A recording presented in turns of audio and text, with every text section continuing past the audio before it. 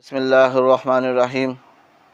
میں آج مخاطب ہوں اپنے مسلمان بھائیوں سے اور بہنوں سے کہ دیکھیں، جتنا سوشل میڈیا کا فائدہ ہے اس سے کئی زیادہ نقصانات ہیں۔ یہ آج ٹک ٹاک جو ہے سب سے زیادہ بے حیائی کے دہانے پر ہے، سب سے زیادہ اس کو غلط استعمال کیا جا رہا ہے۔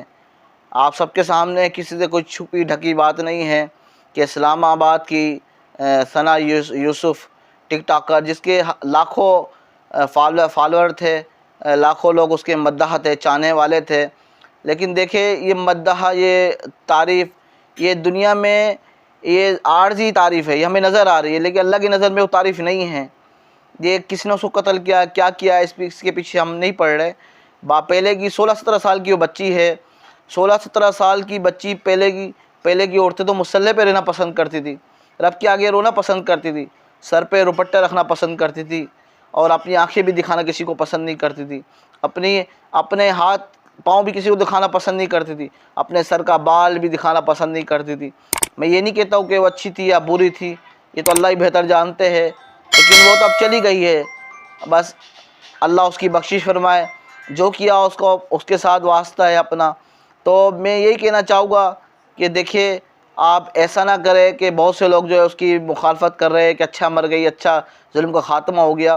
اس کے پیچھے ماں باپ کا قصور ہے کہ ماں باپ کی تربیت ضروری ہے، اور ماں باپ کا قصور ہے کہ اپنے بچوں کو موبائل پہ لگا دیتے ہیں، موبائل دے دیتے ہیں، اور شادی سے پہلے موبائل دے دیتے ہیں۔ میں آپ سے التماس کرتا ہوں، گزارش کرتا ہوں ہاتھ جوڑ کر کہ شادی سے پہلے اپنے بچوں کو موبائل نہ دو، خصوصاً بیٹیوں کو موبائل مت دو، مت دو۔ جب وہ ماں باپ کو دیکھیں گے مسلح پر، تو ہماری بچیاں بھی نیک بنیں گے، ہمارے بچے بھی نیک بنیں گے۔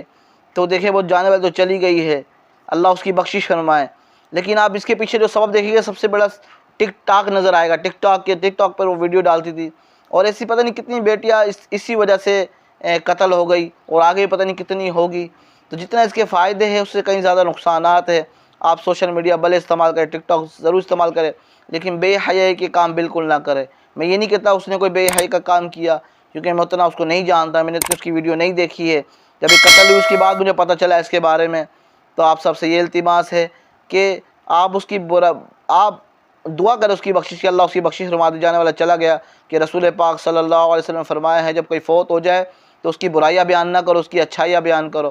تو وہ فوت ہو گئی ہے، قتل ہو گئی ہے، تو اب اس کی برائیاں بیان نہ کرو، اس کی اچھائیاں بیان کرو، اس کے لیے بخشش کی دعا مانگو، اور ایسی بات کر کے کہ ماں باپ کو تکلیف پہنچے، ان کا دل نہ دکھایا جائے۔ کسی کا دل دکھانا بھی بہت بڑا گناہ ہے، بہت بڑا گناہ ہے۔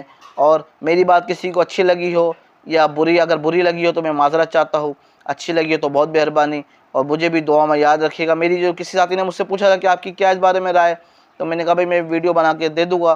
تو جتنا مجھے علم تھا کہ آپ سب سے یہی گزارش کرنی ہے جتنا ہو سکے کہ اپنے بچوں کو، خصوصاً چھوٹی عمر کی لڑکیوں کو اور شادی سے پہلے والی لڑکیوں کو، اس سے ٹک ٹاک سے خصوصاً دور رکھے۔